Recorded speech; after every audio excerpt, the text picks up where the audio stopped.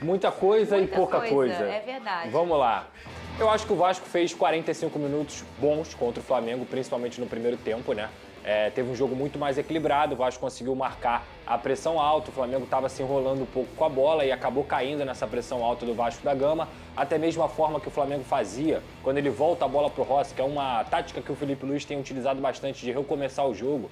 O Botafogo do Arthur Jorge fazia muito isso antigamente, recomeçava o jogo para poder criar espaço para os seus principais jogadores. Isso não deu certo contra o Vasco no primeiro tempo, que teve inclusive a melhor chance da partida com esse aí que está chutando essa bola, que é o Ryan, num passe do Felipe Coutinho, um contra-ataque que o Vasco conseguiu encaixar, como vocês estão vendo aí na tela. O Ryan sai em disparada, bate de direita, o Rossi pega e na volta o Léo Ortiz tira a bola em cima da linha. Isso aí foi logo no finalzinho do primeiro tempo. O Vasco da Gama poderia ter saído com um resultado positivo no primeiro tempo e, repito, só durou 45 minutos, porque o jogo volta para a segunda etapa e o Vasco é completamente outro. Se competiu, se fez um jogo sério, se fez um jogo correto no primeiro tempo contra o Flamengo, no segundo a gente viu aquele Vasco desmoronando. Eu acho que essa é a palavra. E no final das contas, a gente, além de ter visto um público bem pífio para um clássico dos milhões em Campeonato Carioca, pouco mais de 10 mil pessoas no estádio Newton Santos, que tinham quase 40 mil à disposição. O Vasco da Gama não conseguiu fazer valer nem a sua força da sua torcida, porque tinha pouca gente lá,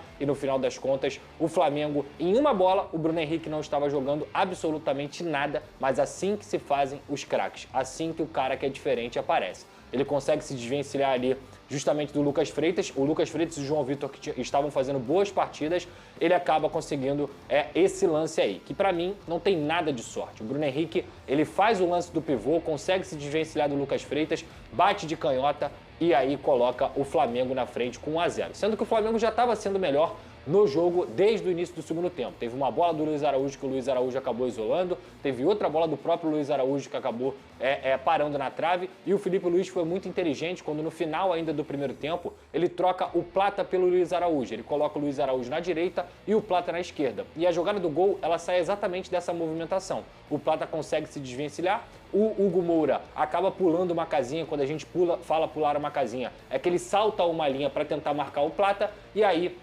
nesse momento, ele acha o Bruno Henrique sozinho entre linhas e o Bruno Henrique consegue fazer o gol.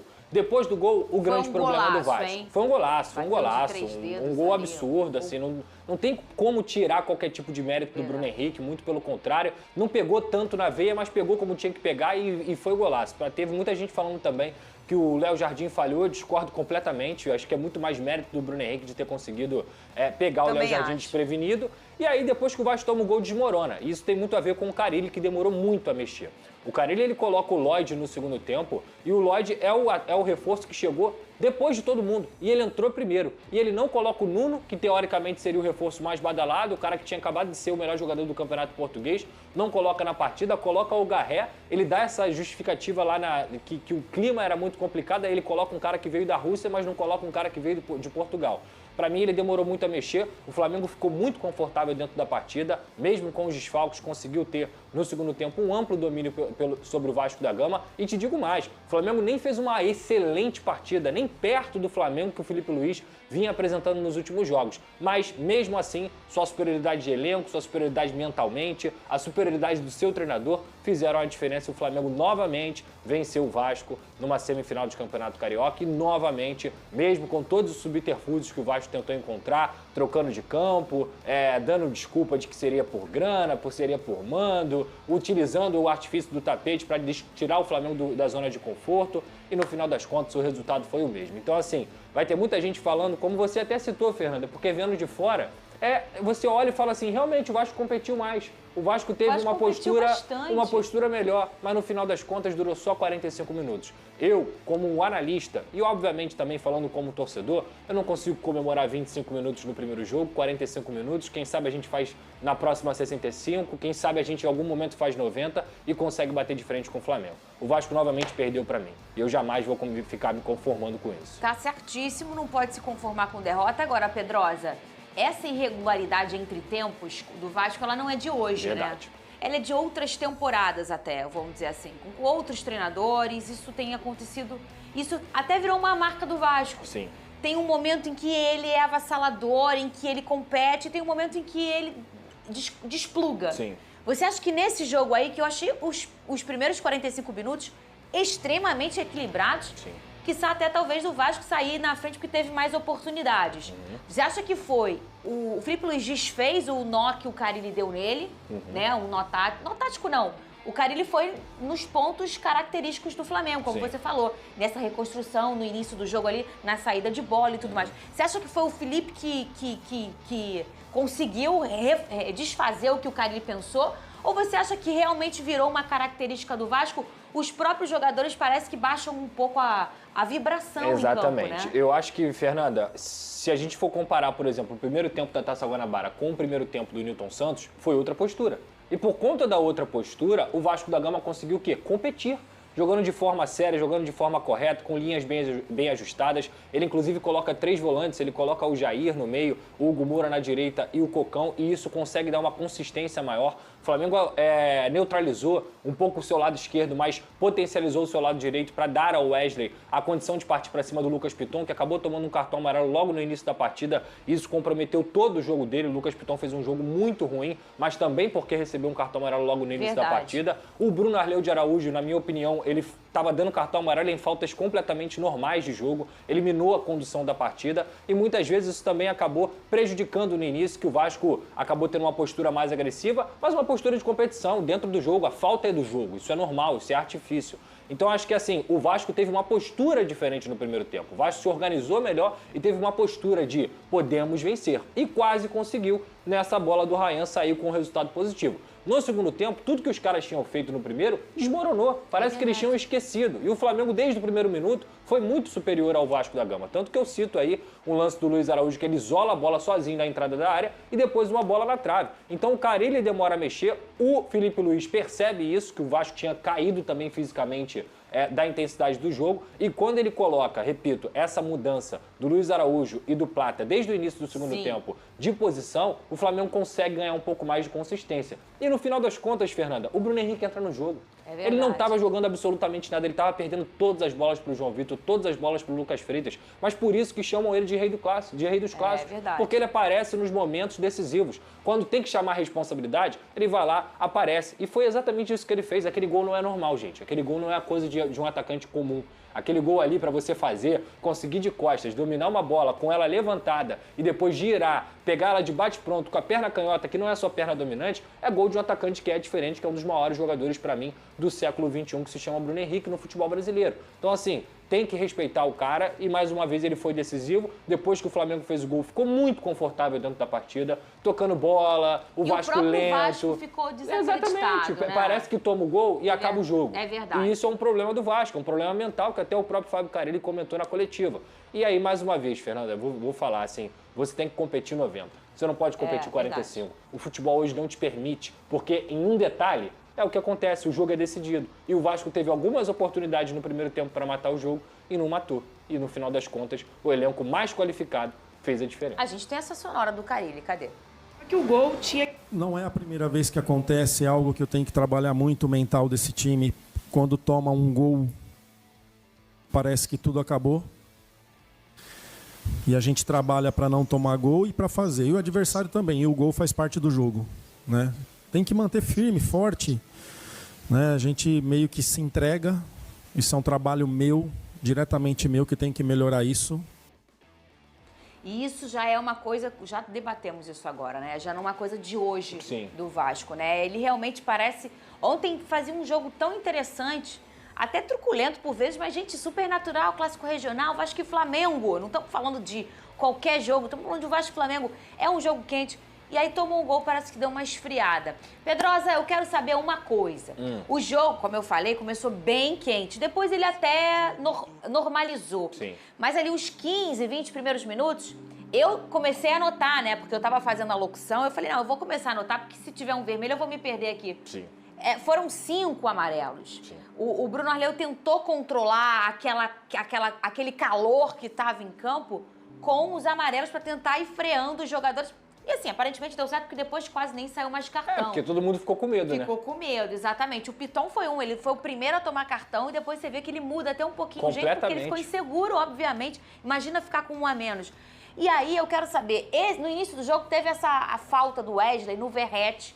Essa falta aí foi para cartão vermelho, na sua opinião? Essa falta aí, o Verratti reclamou? Gente, muito. Ele baixou o meião, mostrou como estava o resultado na pele dele. O que você achou aí dessa falta? Olha, Fernanda, eu vou ser muito honesto com você. Se ele dá o vermelho, não seria nenhum absurdo. Agora, para cravar que o Vasco foi prejudicado por conta desse lance, eu não consigo cravar. Até porque, minutos depois que o Verratti vai revidar esse lance aí, ele dá uma entrada no Varela que é tão passível de cartão vermelho quanto essa aí. Então, assim, no final das contas, os dois deveriam ter sido expulsos. Claro que talvez, se o Wesley tivesse sido expulso, o Verratti não ia revidar ninguém, porque ele ficou raivoso por conta do lance do Wesley. Mas pra ser muito honesto, Fernando, existem entradas que você fala assim, cara, inacreditável o cara não ter dado o cartão vermelho. Realmente prejudicou. Essa entrada aí, eu confesso que ficou no limite do cartão amarelo, porque ele vai disputar a bola, dá uma solada na ponta da chuteira do Verratti, realmente é uma entrada forte. Repito, se fosse para dar o cartão vermelho, não viria nenhum absurdo. Mas também o cartão amarelo, para mim, fica interpretativo. E logo depois aconteceu o lance do Verratti lá no Varela, que ele poderia ter sido expulso também. O que eu quero dizer com isso? Eu não vou ficar aqui, Fernanda, choramingando desse lance, para poder ficar como se fosse responsabilizando a derrota do Vasco por conta desse lance aí. Eu não consigo enxergar dessa maneira. O Vasco não perdeu o jogo por conta desse lance aí. O Vasco não perdeu o jogo porque ele não foi competente para aproveitar suas chances. E nas chances que o Flamengo teve, o Flamengo foi lá e foi efetivo. E o Verratti, ele reclamou demais. Assim, demorou até ficou uns 3 minutos parado o jogo, porque ele reclama, não teve checagem de VAR pelo Bruno Arleu, enfim. Ele tomou a decisão, ele ficou seguro de que a decisão dele era aquela. Quando ele, e eu vi isso lá de cima, quando ele baixa o meião, o Verratti, ele percebe alguma coisa ali na pele dele, deve ter ficado marcado, alguma coisa aconteceu. Pega, dói, né? Machuca mesmo. Mas visivelmente devia ter algum resquício da entrada. E ele toma e ele já quer levantar e quer mostrar, enfim, já quer levantar não, ele ficou no chão um tempo, mas ele já quer chamar o Bruno, ele quer mostrar que aconteceu alguma coisa por ali. É o quente de qualquer Vasco e Flamengo. Como eu falei, foram muitos cartões amarelos aí nesse início de jogo. Qual foi o jogo que foi o Matheus Martins que tomou a cotovelada nessa temporada? Foi, e contra não foi o Flamengo. Expulso? Foi. Esse lance é indiscutível. Consegue compreender a diferença? Consigo. O Botafogo reclamar da cotovelada que o Matheus Martins tomou na cara é um lance que, pra mim, aquilo ali muda o jogo, porque é certo que é cartão vermelho. Esse aí, cara, vai ter árbitro que vai dar, porque a gente não tem critério, e vai ter árbitro que não vai dar. Mas sabe o que eu achei interessante? Antigamente, há uns 15 anos, a solada, o pé com a trava, em qualquer lugar, ele era motivo de cartão vermelho imediato. Você lembra disso? Sim. Hoje já não é mais tanto assim. Hoje já é como a regra da bola na mão na bola. Antigamente teve a intenção, não teve. Demorou anos, depois mudou. Já mudou tanto que a gente fica até confuso. Mas é uma regra que já mudou a sua interpretação, a forma que você olha uma jogada. E essa questão da trava em alguma parte da pele do outro jogador, do corpo, ela muda também. Eu acho que se fosse um lance desse há 20 anos, isso aí era um vermelho na hora, porque era assim, hoje a arbitragem mudou, as interpretações mudaram. A regra mudou para muitas coisas, né? Então, a forma que você... A regra, na verdade, ela fica ali encaixotada. Mas a forma com que você interpreta, a forma com que eles orientam você a observar uma jogada, ela mudou bastante. Então, mas agora, tem um ponto que a gente pode discutir sobre isso aí. Se isso aí é cartão amarelo, a falta que o Lucas Piton fez lá no primeiro minuto, ou outras faltas que aconteceram, como teve uma falta do Matheus Carvalho no Gerson, também foram amarelo. Qual é o parâmetro do amarelo dele? Eu também achei, mas sabe o que eu acho que foi? Eu acho que no início do jogo ele percebeu que se ele não amarelasse alguém, ele ia perder o controle. Mas com 1 minuto? Eu acho, porque tava tudo acelerado. Tava todo mundo acelerado. Foi uma trombada. Principalmente esse embate aí entre o Wesley e o Verratti, porque o Verratti tava nervoso. Eu acho que muito pelo último jogo, Ele não queria nem dar nada, tá? Ele não queria nem dar nada no jogo. Aí depois alguém deve ter falado alguma coisa com ele, a reclamação e tudo mais, aí ele vai lá e dá o cartão amarelo. Eu achei a arbitragem dele muito confusa. Você achou confuso? Muito confusa. Eu achei ruim. Com uma divisão muito grande. Eu vi que o início, os 20 primeiros minutos, ele quis controlar a partida com o poder absoluto dele, que são os cartões, que eu acho que foi o recurso que ele teve. E depois ele começou a ser o que ele geralmente que é deixar o jogo correr. Tinha umas faltas ali que, eu marcaria. E ele deixou correr pros dois lados, porque eu já até comentei isso aqui. O Bruno, ele é um árbitro que ele deixa o jogo seguir. Ele não para o jogo toda hora, não. Ele deixa. Eu tava até achando estranho. Falei, meu Deus, Bruno Arleu com 5 cartões, alguma coisa tá acontecendo.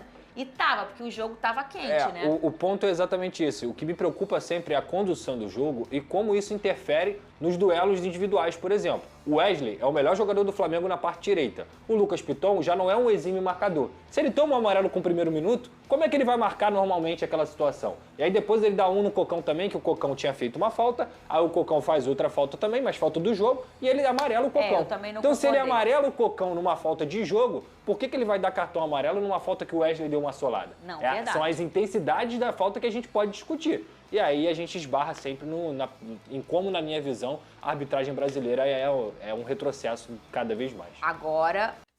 Bom, galera do Vascão, é isso aí, rapaziada. O Vasco fez um jogo bem digno, bem digno. Gostei do jogo do Vasco contra o Flamengo.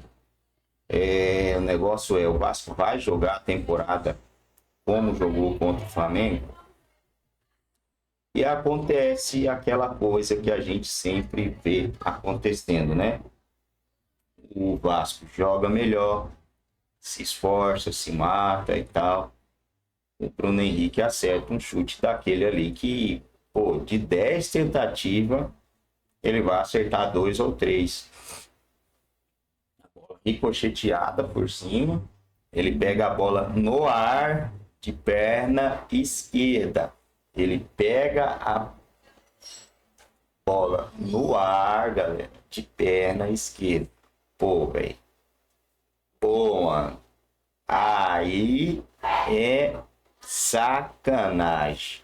O cara acertar um chute daquele no ar de perna esquerda, sem força, foi mais precisão, acabou encobrindo o goleiro.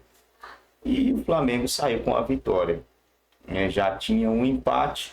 Agora o Vasco tem que vencer por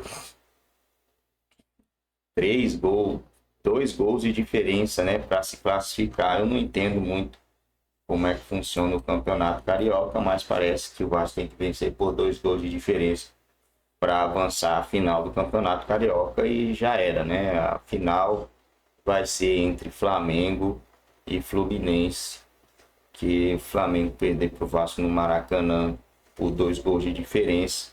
Sinceramente, tem que acontecer alguma tragédia aí para esse resultado ser favorável ao Vasco, né? Muito difícil. O Flamengo vai perder esse jogo pro Vasco nesse placar elástico.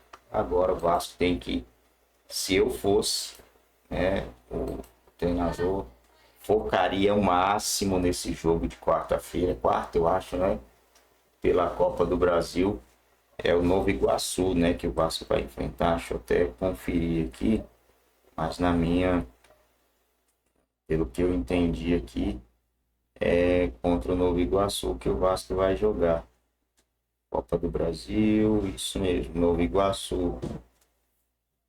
Iguaçu, Carrasco do Vasco. Na temporada passada, o Vasco precisa vencer, precisa se classificar, precisa disputar a Copa do Brasil, né? Chegar aí a umas quartas, mais ou menos, uma semifinal. Pode chegar, dependendo do chaveamento. O Vasco sim pode chegar a uma quarta, a uma semifinal. Não pegando aí algum time pesado, Palmeiras, Flamengo, Internacional, né? Se pegar um chaveamento legal, o Vasco consegue chegar assim.